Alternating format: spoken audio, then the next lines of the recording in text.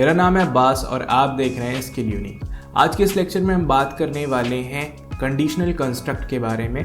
हमारा chapter number 7 conditional construct in Java का सबसे पहला लेक्चर ये होने वाला है। इस लेक्चर के अंदर हम समझेंगे डिसीजन मेकिंग कैसे करी जाती है, डिसीजन मेकिंग का मतलब क्या होता है, प्रोग्रामिंग में डिसीजन मेकिंग की क्या ज़रूरत पड़ गई कि हम ये सब करने लगे। साथ में हमें ये भी समझना होगा कि फ़्लो ऑफ कंट्रोल क्या होता है, types of flow of control क्या होते हैं, जिसके बाद हम अपना सबसे पहला कंडीशनल कंस्ट्रक्ट यानी कि इफ़ स्टेटमेंट के बारे में पढ़ेंगे, उसकी वर्किंग के बारे में समझेंगे, उससे रिलेटेड 3 प्रोग्राम भी करेंगे ताकि चीज़ें और ज़्यादा हमारी बेहतर हो सकें अंडरस्टैंडिंग इफ़ स्टेटमेंट के बारे में, जिसके साथ फाइनली इन द एंड जाकर के हम इस लेक्चर को एंड कर रहे होंगे। तो फिर शुरू करते हैं बिना किसी देरी के आज का ये लेक्चर।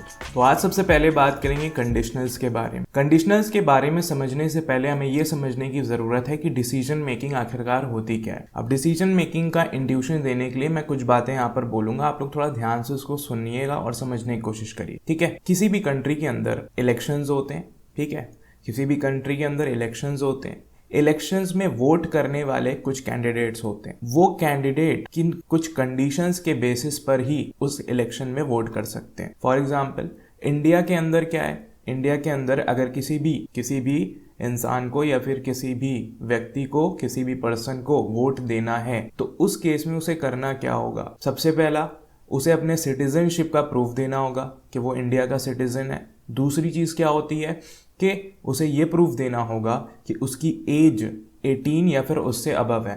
ये 2 बातें होती हैं। यहीं पर आती है डिसीजन मेकिंग कि एक इंसान या फिर एक गवर्नमेंट एम्प्लॉय जो कि किसी भी पर्सन को वोटर आईडी का कार्ड देगा, ठीक है, वो क्या चेक करेगा, वो कैसे डिसीजन लेगा कि ये पर्सन वोटर है या नहीं है। वो 2 चीज़ें चेक करेगा, क्या ये सिटीजन है, हाँ या ना, क्या ये 18 साल का है या फिर उससे अबव है, हाँ या ना।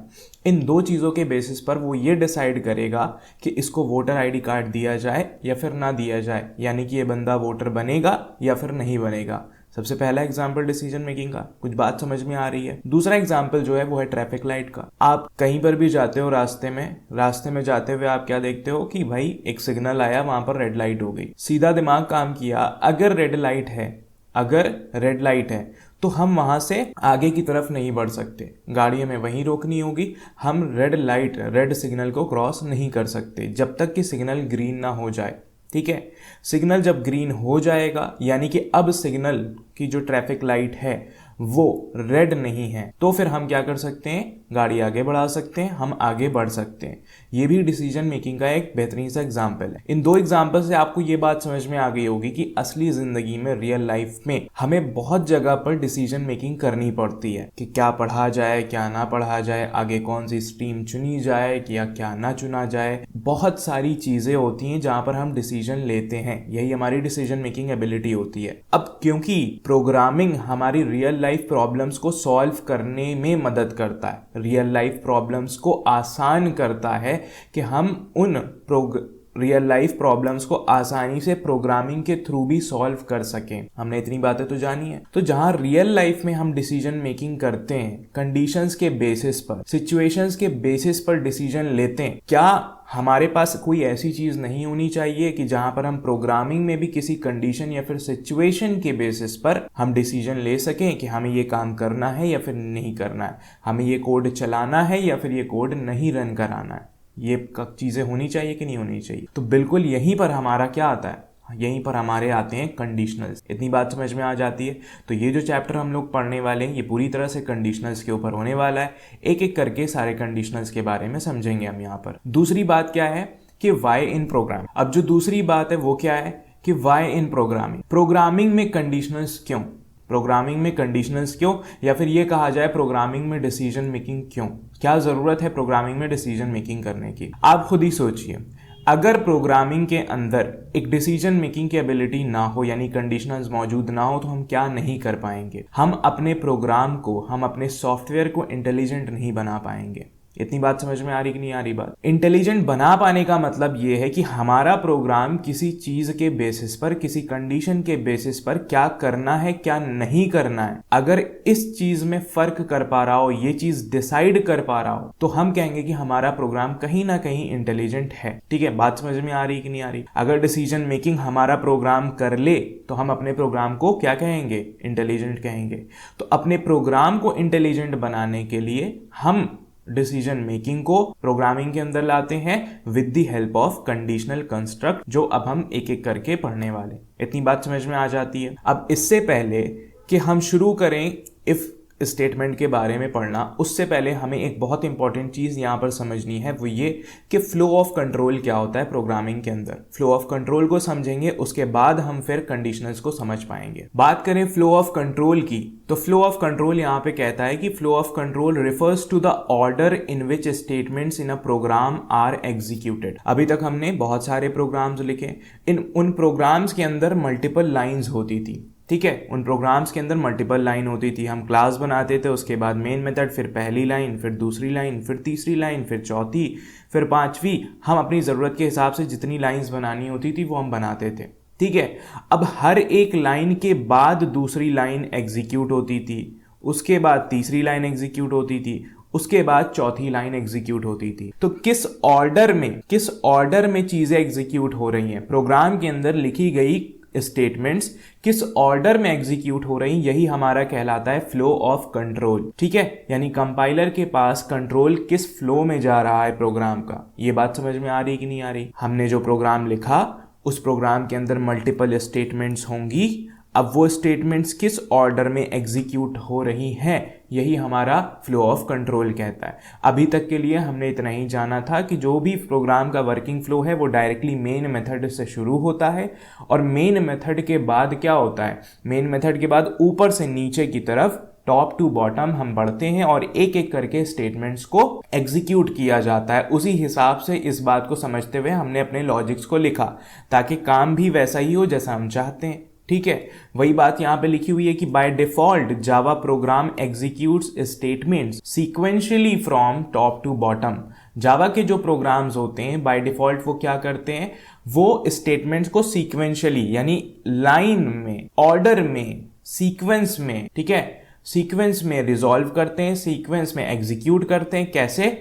टॉप टू बॉटम, ऊपर से नीचे की तरफ। मेन मेथड में उसे जो सबसे पहली लाइन मिलेगी टॉप पर, वो उसे पहले एग्जीक्यूट करेगा, देन उसके बाद वाली, फिर उसके बाद वाली, फिर उसके बाद वाली, फिर उसके बाद वाली।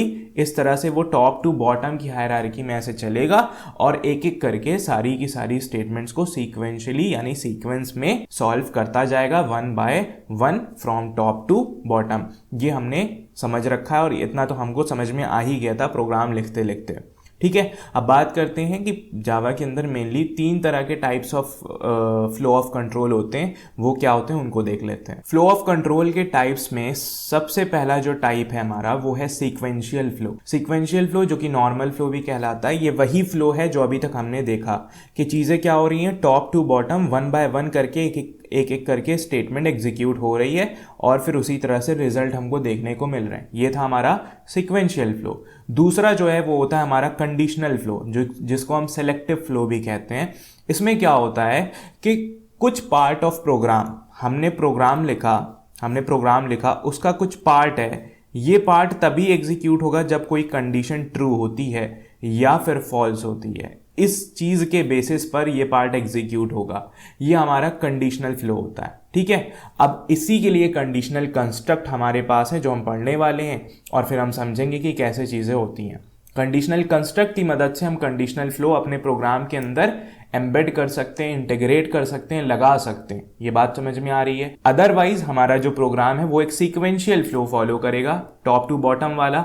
अगर हम चाहते हैं कि हमारा कोई पार्ट ऑफ प्रोग्राम है वो तभी एग्जीक्यूट करे जब कोई कंडीशन ट्रू या फिर फॉल्स हो, ठीक है, उसके लिए हमें कंडीशनल फ्लो का यूज करना होगा। और कंडीशनल फ्लो हमें कहां से मिलेगा?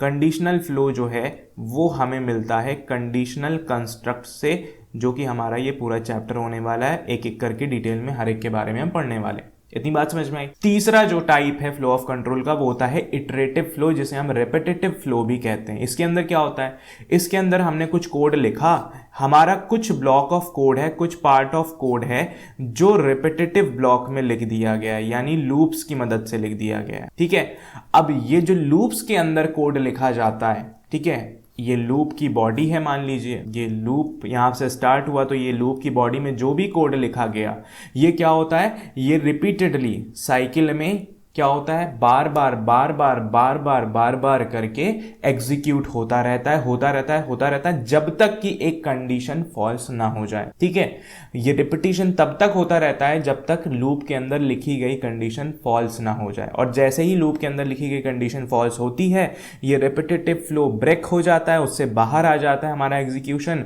और फिर से क्या होता है, फिर से वही सीक्वेंशियल फ्लो फॉलो होने लगता है। इतनी बात समझ में आ रही है कि नहीं आ रही है, क्लियर है बात। तो तीन तरह के फ्लो ऑफ कंट्रोल होते हैं, सीक्वेंशियल, कंडीशनल और इटरेटिव। सीक्वेंशियल में 1 बाय 1 लाइन बाय लाइन हम टॉप टू बॉटम आते हैं, सॉल्व करते हैं। बीच में अगर हमें कहीं कोई कंडीशनल कंस्ट्रक्ट देखने को मिल गया तो अब कंडीशनल फ्लो होगा, अब लाइन बाय लाइन की बात नहीं होगी। अब वो जो कंडीशनल कंस्ट्रक्ट देखने को मिला वो जिस तरह का होगा उसके अकॉर्डिंग उसका फ्लो होगा। कंडीशन सही होगी तो वो एग्जीक्यूट होगा, नहीं होगी तो नहीं एग्जीक्यूट होगा। उसके बाद अगर कहीं हमें बीच में इटरेटिव फ्लो यानी लूप्स वगैरह देखने को मिल गए तो लूप की कंडीशन के बेसिस पर उसके अंदर लिखा गया कोड बार बार रिपीटेडली एग्जीक्यूट होता रहेगा, होता रहेगा, होता रहेगा, जब तक कि कोई कंडीशन मेट ना हो जाए या फिर फॉल्स ना हो जाए। इतनी बात समझ में आ रही है कि नहीं आ रही। अब हम सबसे पहले कंडीशनल कंस्ट्रक्ट के बारे में पढ़ने वाले हैं, जो कि होती है हमारी सबसे बेसिक द इफ स्टेटमेंट। ठीक है, इस स्टेटमेंट का यूज करके हम सबसे बेसिक कंडीशनल कंस्ट्रक्ट अपने प्रोग्राम के अंदर डाल सकते हैं और हम अपने प्रोग्राम को थोड़ा सा इंटेलिजेंट, एक छोटे से बेसिस पर, एक छोटे से कंडीशन के बेसिस पर हम अपने प्रोग्राम को थोड़ा सा इंटेलिजेंट बना सकते हैं। इतनी बात समझ में आ रही है। पढ़ते हैं क्या है ये। The if statement is a conditional statement that allows a program to execute a block of code only when a specified condition evaluates to true. बात समझ में आई? नहीं समझ में ही समझाते हैं, सुनना ध्यान से। इफ स्टेटमेंट का मतलब ये होता है कि एक ऐसी कंडीशनल स्टेटमेंट है कि इसके अंदर जो भी ब्लॉक ऑफ कोड लिखा जाएगा, इसके अंदर जो भी ब्लॉक ऑफ कोड लिखा जाएगा वो तभी एग्जीक्यूट होगा जब इस इफ की कंडीशन को ट्रू कर दिया जाए। ये बात समझ में आ रही है। इफ जिसका हिंदी में मतलब होता है अगर, ठीक है, हम यही जानते हैं ना, अगर ऐसा हो तो ये करो, अगर ऐसा ना हो तो ये ना करो। सिंपल, बहुत आसान होगा कंडीशनल को यहां पर समझना अगर आप एकदम इंट्यूटिवली सारी चीजों को लेते हुए चलें। ठीक है, इफ का मतलब होता है अगर। अब इफ अगर जब हमने बोला तो अगर के बाद हम भी अपनी जिंदगी में नॉर्मली क्या करते हैं, कंडीशन रखते हैं। अगर ऐसा है तो हम ये करेंगे, अगर ऐसा है तो हम ये नहीं करेंगे। ठीक है, सिंपल सी बात है, यही करते हैं। तो इफ हमारे पास होगा अगर, उसके बाद कोई कंडीशन होगी, उसके बाद कोई कंडीशन होगी, उस कंडीशन को चेक किया जाएगा। अगर तो ये कंडीशन ट्रू निकलती है तो इसके अंदर जो भी कोड लिखा गया होगा वो एग्जीक्यूट करा दिया जाएगा। अगर ये कंडीशन फॉल्स निकलती है तो इसके अंदर जो भी कोड लिखा गया होगा वो एग्जीक्यूट नहीं कराया जाएगा। ये बात समझ में आई। इस तरह से हम अपने प्रोग्राम के अंदर एक सेलेक्टिव कंडीशनल फ्लो ला सकते हैं, हम अपने प्रोग्राम को थोड़ा सा इंटेलिजेंट बना सकते हैं। ये सबसे बेसिक कंडीशनल कंस्ट्रक्ट था हमारा यहाँ पर इफ स्टेटमेंट। इतनी बात समझ में आई। If the condition is false, अगर कंडीशन फॉल्स हो जाती है यानी जो हम चेक करना चाह रहे थे, so the block of code is skipped. क्या किया जाता है, उस ब्लॉक ऑफ कोड को एग्जीक्यूट ही नहीं कराता है, छोड़ के आगे बढ़ जाता है। क्यों? क्योंकि कंडीशन ही नहीं मेट हुई। हमें ये ब्लॉक ऑफ कोड तभी चलाना था जब कंडीशन ट्रू होती, लेकिन कंडीशन ट्रू ही नहीं हुई, कंडीशन मेट ही नहीं हुई, तो हम क्यों इस ब्लॉक ऑफ कोड को चलाएं? उसने क्या किया, फौरन स्किप मारा और आगे बढ़ गया। ये बात समझ में आई? ठीक है। And the program continues with the next statement, यानी कि अब कंडीशनल कंस्ट्रक्ट के बाद जो कुछ भी आगे कोड में लिखा हुआ होगा वो एग्जीक्यूट करा दिया जाएगा। ये बात क्लियर हो गई कि नहीं हो गई? सिंपल सी बात थी इफ स्टेटमेंट की। अब सिंटैक्स देखते हैं इसका। अगर हम इफ स्टेटमेंट के सिंटैक्स को यहां पर देखते हैं तो सिंटैक्स हमारा बड़ा ही सिंपल सा लिखा है। कोड के अंदर हमें कैसे कंडीशनल कंस्ट्रक्ट को डालना है, सबसे पहले हम लिखेंगे इफ कीवर्ड। ये क्या है हमारा, एक कीवर्ड है इफ। अगर हमने ये नहीं लिखा कंडीशनल कंस्ट्रक्ट यानी इफ स्टेटमेंट शुरू नहीं होगी, तो हमें इफ लिखना होगा ऑल लोअर केस। इतनी बात समझ में आई। उसके बाद पैरेंथेसिस हम बनाएंगे और पैरेंथेसिस के अंदर हम कोई कंडीशन लिखेंगे जो हम चेक करना चाहते हैं। ठीक है। कंडीशन यहाँ पर एक बूलियन एक्सप्रेशन होगी, ये ध्यान रखिएगा। एक्सप्रेशंस हम पढ़ चुके हैं और बूलियन एक्सप्रेशन क्या होता है आपको मालूम है। एक ऐसी एक्सप्रेशन जिसका रिजल्ट इवैल्यूएट करने पर ट्रू या फॉल्स आए, ऐसी कंडीशन को, ऐसी एक्सप्रेशन को हम बूलियन एक्सप्रेशन कहते हैं। और यहाँ पे जो कंडीशन लिखी जाएगी, यहाँ पे जो कंडीशन लिखी जाएगी वो कैसी होनी चाहिए, वो एक बूलियन एक्सप्रेशन होनी चाहिए। क्योंकि अगर अरिथमेटिक एक्सप्रेशन वगैरह डाल दिया तो फिर फायदा क्या, फिर तो एक नंबर यहाँ पे इवैल्यूएट होके आएगा, फिर वो चीज़ें वैसे काम नहीं करेंगी जैसा हम चाह रहे हैं। इतनी बात समझ में आई। कंडीशन यहाँ पर एक बूलियन एक्सप्रेशन होनी चाहिए, समझ गए। बूलियन एक्सप्रेशन हम कैसे बनाते हैं वो भी आपको पता है कि हम यूज़ करेंगे रिलेशनल ऑपरेटर्स का, हम यूज़ करेंगे लॉजिकल ऑपरेटर्स का। यही दो ऑपरेटर्स हैं जो मेनली हमारे बूलियन एक्सप्रेशन बनाने में काम आते हैं। ठीक है, बढ़िया। तो इफ लिखा, अंदर कंडीशन लिखी पैरेंथेसिस के अंदर, जो भी चेक करना चाहते थे। अब होगा क्या, अब हमने करली ब्रेसेस ओपन किए, ठीक है। उसके बाद कुछ स्टेटमेंट या फिर कुछ स्टेटमेंट्स लिखी, एक हो सकती है, एक से ज्यादा भी हो सकती है, जो भी हम कराना चाहते थे अंदर। उसके बाद हमने करली ब्रेस को क्लोज कर दिया। अब करली ब्रेस का यहाँ पर कंडीशन के बाद ओपन होना और एक जगह पर जाकर के क्लोज होना डिफाइन करता है एक ब्लॉक ऑफ कोड, एक एरिया जो इस इफ का पार्ट कहलाएगा, जो तभी एग्जीक्यूट होगा अगर ये कंडीशन ट्रू होती है। बात समझ में आ गई। यही हमारा ब्लॉक ऑफ कोड है जो मैं बार बार ऊपर कह रहा था, block of code, block of code. यही हमारा वो ब्लॉक ऑफ कोड है। ब्लॉक ऑफ कोड कैसे डिफाइन होता है, करली ब्रेसेस से होता है। ठीक है, करली ब्रेस मैंने यहाँ पे ओपन किया, यहाँ पे क्लोज किया, तो इसके बीच का जो कुछ भी है वो ब्लॉक ऑफ कोड है। और क्योंकि ये करली ब्रेस ओपन इफ कंडीशन के बाद होता है तो ये ब्लॉक ऑफ कोड इस इफ कंडीशन का हुआ। इतनी बात समझ में आ गई कि नहीं आ गई, क्या करना था क्या नहीं करना था। अब वर्किंग को समझते हैं कि जब हम अपने प्रोग्राम में ये चीज़ लिख देंगे तो वो वर्क कैसे करेगी, एग्जीक्यूट किस मैनर में होगी, इसका फ्लो क्या होगा, वो समझने की कोशिश करते हैं with the help of flow chart and syntax. If statement की अगर हम वर्किंग समझे तो मैंने यहाँ पर साइड में सिंटैक्स लिख दिया है सो दैट आप सिंटैक्स को भी देखें। और यहाँ पर मैंने बनाया हुआ है फ्लो चार्ट। क्या बनाया हुआ है, फ्लो चार्ट बनाया हुआ। सबसे पहले समझ लेते हैं फ्लो चार्ट क्या होता है। एक लाइन के अंदर फ्लो चार्ट जो है वो एक डायग्रामेटिक रिप्रेजेंटेशन होता है प्रोग्राम के फ्लो का, कि प्रोग्राम किस तरह से एग्जीक्यूट करेगा, कौन सी चीज होगी, उसके बाद कौन सी चीज होगी, उसके बाद कौन सी चीज होगी, जो कि हम यहाँ पर एरोज की मदद से दिखाते हैं। ठीक है, वही हम डायग्राम हमारा यहाँ पर क्या कहलाता है, सिंपल सा एक फ्लो चार्ट कहलाता है। तो जब हम इतना छोटा सा कोड यहाँ पर लिख देते हैं, जो कि हमने यहाँ पर सिंटैक्स में देखा हमारे, इफ कंडीशन अगर ऐसा है तो स्टेटमेंट्स एग्जीक्यूट करो, ये ठीक है, ये जो कुछ भी हमने लिखा। अब वो कैसे काम करता है, होता क्या है, प्रोग्राम हमारा स्टार्ट होगा। ठीक है, प्रोग्राम में बहुत सारी, बीच में बहुत सारी लाइंस होंगी, हो सकता है ना। जैसे ही एक कंडीशन, यानी जैसे ही ये वाली लाइन हमें मिलती है कि इफ कंडीशन, तो होता क्या है, उस कंडीशन को चेक किया जाता है, सबसे पहले इवैल्यूएट किया जाता है। क्योंकि वो एक बूलियन एक्सप्रेशन है तो वो इवैल्यूएट हो जाएगी, क्योंकि कंडीशन यहाँ पर एक बूलियन एक्सप्रेशन है तो इवैल्यूएट होगी। इवैल्यूएट होके या तो ट्रू देगी या तो फॉल्स देगी। बात समझ में आ रही है कि नहीं आ रही है। अब अगर ये कंडीशन फॉल्स हो जाती है तो फौरन प्रोग्राम एग्जिट हो जाता है, या ये कहा जाए अगर प्रोग्राम में आगे भी कुछ भी लिखा हुआ है तो फिर वो फ्लो जो है यहां चला जाता है, अंदर की स्टेटमेंट एग्जीक्यूट नहीं होती। क्यों, क्योंकि कंडीशन जो है वो फॉल्स हो गई थी। इतनी बात समझ में आ गई, बढ़िया।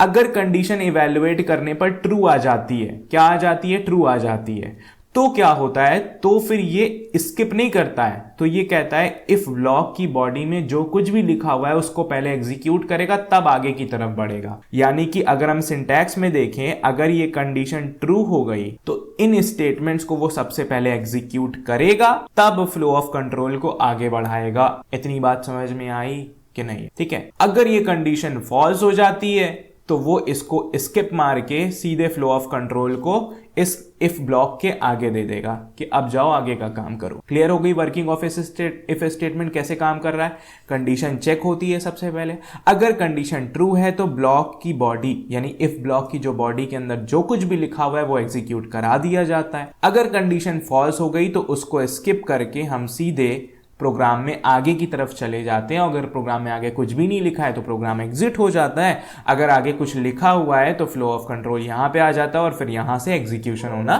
शुरू हो जाता है। इतनी बात समझ में आ गई। वर्किंग ऑफ इफ स्टेटमेंट समझ में आ जाती है यहाँ पर। अब हमने बेसिक कंडीशनल कंस्ट्रक्ट बनाना, उसका सिंटैक्स, उसकी वर्किंग, सारी चीज़ें समझ ली हैं। यानी if statement, simple see if statement के बारे में हमने सारी चीज़ें समझ ली हैं। अब हम करेंगे 3 प्रोग्राम्स जो कि उसी इफ स्टेटमेंट के ऊपर होने वाले, सिर्फ और सिर्फ उसी इफ स्टेटमेंट का यूज़ करना है इस प्रोग्राम के अंदर, उसके अलावा कुछ भी यूज़ नहीं करना है। बात समझ में आ रही है? सिर्फ उसी का इस्तेमाल करते हुए हमें ये तीनों प्रोग्राम यहाँ पर करने होंगे। तो पढ़ते हैं। सबसे पहला प्रोग्राम हमारा कह रहा है write a program to check if a person is eligible to vote और नॉट। बात समझ में आई? हमें एक ऐसा प्रोग्राम लिखना है जो ये चेक करके बता सके कि एक पर्सन वोट दे सकता है या नहीं दे सकता है। कंडीशन इन्होंने क्या दी है? A person can vote if their age is 18 और अबव। एक इंसान तभी वोट कर सकता है, एक पर्सन तभी वोट कर सकता है अगर उसकी एज 18 साल हो या फिर उससे ज़्यादा हो। ठीक है, इन्होंने दूसरी कंडीशन नहीं दी है। उसकी वजह भी है क्योंकि अभी हमने सिर्फ और सिर्फ इफ स्टेटमेंट ही पढ़ी है। ठीक है, तो हम सिर्फ उतना ही कर पाएंगे। वो वाला प्रोग्राम हम अभी तब तक नहीं कर पाएंगे जब तक हम नेस्टेड इफ के बारे में ना पढ़ लें। ठीक है, तो हमें एक ऐसा प्रोग्राम लिखना है जो ये चेक करके बताए कि बंदा वोट दे सकता है या नहीं दे सकता है on the basis of his और हर एज। जो भी उसकी एज है उसके बेसिस पर हमें ये प्रोग्राम बनाना है। तो चलते हैं ब्लूजे विंडो के ऊपर और हम अपना काम शुरू करते हैं। ठीक है, बढ़िया। तो आ चुके हैं हम लोग अपनी ब्लूजे विंडो के ऊपर। यहाँ पे फटाफट से एक नया क्लास बना देते हैं और इस क्लास का नाम हम यहाँ पर रख देते हैं कैन वोट। ठीक है, क्योंकि हमारा ये जो क्लास है ये चेक करता है कि वोट कर सकता है या नहीं कर सकता है। ठीक है, बढ़िया। इस क्लास को मैंने यहाँ पे रखा, क्लास को ओपन किया, पुराने सारे कोड को रिमूव किया। बेसिक सा जो काम हम हमेशा करते आए हैं वही हम करेंगे। पब्लिक क्लास कैन वोट, हमने क्लास का नाम लिखा। उसके बाद मेन मेथड बनाएंगे क्योंकि यहीं से सारा काम होना है। Public static void main string args. उसके बाद हमने यहाँ पे मेन मेथड का ब्लॉक भी ओपन कर दिया, यानी करली ब्रेसेस ओपन एंड क्लोज। यहाँ पर ब्लूजे के अंदर ये सबसे अच्छी बात है कि जो ब्लॉक्स होते हैं वो हमें यहाँ पर कलर में हाईलाइट होकर के दिखते हैं, तो ज़्यादा कंफ्यूजन नहीं होती है यहाँ पर। इतनी बात समझ में आ रही है? अब यहाँ पर हम अपना काम शुरू करते हैं। हमें क्या करना है, ये बताना है कि बंदा वोट दे सकता है या नहीं दे सकता है on the basis of his और हर एज। तो मतलब हमारे पास एक वेरिएबल होना चाहिए जहाँ पर एज को हम स्टोर करा सकें। और तो फिर हमने सिंपल तरीके से कहा int age is equal to जो भी आपकी एज है वो यहाँ पर डाल देते हैं। लेट से अभी फिलहाल के लिए हम 17 डाल देते हैं। ठीक है, और सेमीकोलन। हमने एक वेरिएबल बना लिया एज नाम का जहाँ पर एज स्टोर हो रही है और फिलहाल हमने उसमें 17 डाल दिया। अब आप बताइए हमें क्या करना है? हमें ये चेक करना है कि बंदा वोट कर सकता है या नहीं कर सकता है। कंडीशन क्या थी? वोट तभी कर सकता है अगर उसकी एज 18 हो या फिर 18 से ज़्यादा हो। ठीक है, यानी 18 हो और अबव 18 होनी चाहिए। दो में से एक चीज़ें तो होनी ही चाहिए, 18 से बिलो नहीं होनी चाहिए। ठीक है, हमें बस ये प्रिंट कराना है कैन वोट और नॉट, कैन वोट और नॉट। ठीक है, ठीक है। तो हम क्या कहेंगे? इफ हमने क्या किया? इफ लिखा, उसके बाद हमने कंडीशन लिखना शुरू कर दी यहाँ पे, और फिर हम यहाँ पे ऐसा करते हैं। तो अब हम यहाँ पर देखते हैं हमारा पर्पल कलर में यहाँ पे इफ ब्लॉक बन के तैयार हो जाता है। ठीक है, अब हमने यहाँ पे जो पैरेंथेसिस बनाई है, इस पैरेंथेसिस के अंदर हम अपनी कंडीशन को लिखेंगे, अपनी बात को रखेंगे कि हम चेक क्या करना चाहते हैं। तो हम कहेंगे if age is greater than और इक्वल टू 80। हमारे पास एक रिलेशनल ऑपरेटर होता है ग्रेटर देन और इक्वल टू, जो दो चीजें चेक करता है। और ऑफ कोर्स सबसे पहला कि भाई ये एज ग्रेटर देन 18 है या फिर इक्वल टू 18 है, दोनों चीज़ें चेक करेगा। और अगर दोनों में से कोई एक भी सही होती है तो वो रिटर्न कर देता है ट्रू। तो हम भी दोनों में से कोई एक ही चीज़ सही होना चाहते हैं कि हम चेक करना चाहते हैं दोनों में से कोई एक चीज़ सही है, तो मतलब वो वोट दे सकता है। तो अब हम बेहतरीन से यहाँ पर मैसेज डिस्प्ले करा देंगे इस ब्लॉक के अंदर। हम कहेंगे system.out.println और फिर हमने यहाँ पे लिख दिया यू कैन वोट। ठीक है, बढ़िया। यू कैन वोट सेमीकोलन, बात खत्म हो गई। एज हमने यहाँ पर 17 दी है, एज हमने यहाँ पर 17 दी है। चेक किया जाएगा कि क्या एज ग्रेटर दैन और इक्वल टू 18 है या नहीं। इफ ब्लॉक शुरू होता है, इफ ब्लॉक शुरू हुआ तो अब देखो फ्लो से काम करते हैं। अभी जो हमने फ्लो पढ़ा उसको समझते हैं। सबसे पहले हमारे मेन मेथड पे पूरा फ्लो आएगा, कंट्रोल। मेन मेथड में सबसे पहली लाइन, अभी सीक्वेंशियल फ्लो चलेगा, सबसे पहली लाइन एग्जीक्यूट कराई जाएगी। एज में एज नाम का एक वेरिएबल बनेगा, उसमें 17 स्टोर करा दिया जाएगा। उसके बाद सेकेंड लाइन पे जब ये आता है तो ये देखता है कि यहाँ पर एक कंडीशनल कंस्ट्रक्ट इफ शुरू हो जाता है। तो अब जो फ्लो सीक्वेंशियल चलने वाला था अब वो सेलेक्टिव हो जाएगा, यानी अब वो चेक करेगा इसके अंदर की चीज़ें चलानी है या नहीं चलानी है। उसके लिए ये यहाँ पर लिखी हुई कंडीशन को चेक करेगा कि एज ग्रेटर देन और इक्वल टू 18 है या नहीं। क्योंकि हमने 17 एज दी है तो ऑफ कोर्स यहाँ पर इस Boolean expression age greater than equal to 18 का रिजल्ट फॉल्स आने वाला है। अगर फॉल्स आया इसका मतलब उसे समझ में आता है कि हम इस अंदर लिखी गई स्टेटमेंट को एग्जीक्यूट नहीं कराएंगे क्योंकि कंडीशन फॉल्स आई है। तो अब फ्लो पहली लाइन से सेकेंड लाइन पे आया था और सेकेंड लाइन में कंडीशन इवैल्यूएट क्योंकि फॉल्स हुई तो वो अंदर गया नहीं, सीधे फ्लो इफ ब्लॉक के बाद में आ गया और उसके बाद तो प्रोग्राम में कुछ लिखा ही नहीं है, तो ये कोड यहीं पर ख़त्म हो जाएगा और ये प्रोग्राम टर्मिनेट कर जाएगा, बात ख़त्म हो गई। ठीक है, अब प्रोग्राम रन करा करके देख लेते हैं क्या प्रिंट होता है या क्या नहीं होता है। तो हमने कंपाइल किया, कोई एरर नहीं आती है, क्लोज किया, राइट क्लिक किया, मेन मेथड को कॉल लगाई, ओके दबाया और यहाँ पर हम देखते हैं कि हमारे सामने टर्मिनल विंडो नहीं खुल करके आती है। अगर मैं स्पेसिफिकली खोलना चाहूँ तो मैंने शो टर्मिनल किया, यहाँ पर टर्मिनल खुल जाता है लेकिन हमें यहाँ पर कुछ दिखाई नहीं देता है। क्यों नहीं दिखाई देता है? क्योंकि हमारे प्रोग्राम ने कुछ भी प्रिंट नहीं किया। क्यों नहीं प्रिंट किया वो समझते हैं। हमारे प्रोग्राम ने प्रिंट इसलिए नहीं किया क्योंकि एज 17 थी और ये कंडीशन फॉल्स हुई थी, तो जो प्रिंट वाली स्टेटमेंट थी वो तो चली ही नहीं। तो अब हम एज चेंज कर देते हैं, हमने इस बार एज 18 दे दी, तो क्योंकि बंदा 18 साल का हो चुका है वोट कर सकता है। कंपाइल किया, क्लोज किया, राइट क्लिक किया, मेन मेथड को कॉल लगाई, ओके दबाया और यहाँ पर अब प्रिंट होता हुआ हमें दिखाई देता है यू कैन वोट। ठीक है, हम और चीज़ें चेक कर लेते हैं, तीसरा रन करते हैं, हम एज को 18 से बड़ा डालते हैं, हम डालते हैं 22 ईयर्स। ठीक है, हमने कंपाइल किया, क्लोज किया, राइट क्लिक किया, मेन मेथड को कॉल लगाई, ओके दबाया, फिर से प्रिंट होता है यू कैन वोट क्योंकि एज इज ग्रेटर देन 18 इस बार। ठीक है, तो वो चीज़ें काम कर रही हैं यहाँ पर। तो बात समझ में आ गई, हमने वोटिंग वाला प्रोग्राम कर लिया। अब चलते हैं दूसरे प्रोग्राम की तरफ। अब जो दूसरा प्रोग्राम है हमारा वो कहता है write a program to check if a student has passed an exam और not. A student passes if marks are 40 और अबव। सिंपल सा एक प्रोग्राम लिखना है जिसमें हमें ये बताना है कि बच्चा जो है, जो स्टूडेंट है, उसने एग्जाम को पास किया है या फिर नहीं किया है। ठीक है, और इन्होंने कंडीशन भी बता दी, बच्चा तभी पास होगा अगर उसके मार्क्स 40 हो या फिर 40 से अबव हो, दोनों ही कंडीशन में वो पास हो जाएगा। तो हमें कंडीशन समझ में आ चुकी है। अब हम चलते हैं अपने कोड की तरफ और वहां पर कोड करना इसे शुरू करते हैं। तो ब्लूजे विंडो के ऊपर हम लोग आ चुके हैं। हम यहाँ पर फटाफट से अपनी नई क्लास बनाएंगे और यहाँ पर हम अपने क्लास का नाम देंगे इज पास। ठीक है, कि पास हुआ है या फिर नहीं हुआ है। इतनी बात समझ में आ गई। हमने यहाँ पर इस पास नाम की क्लास बनाई, कोड एडिटर को ओपन कर लिया, पुराना सारा कोड हमने यहाँ पर रिमूव कर दिया और अब हम यहाँ पर फटाफट से बेसिक सा कोड लिखते हैं। पब्लिक क्लास इज पास्ट, जो कि हमारी क्लास थी, क्लास का नाम था। फिर हमने फटाफट से यहाँ पर मेन मेथड बनाया, public static void main string arg. उसके बाद हमने यहाँ पर अपना काम शुरू किया।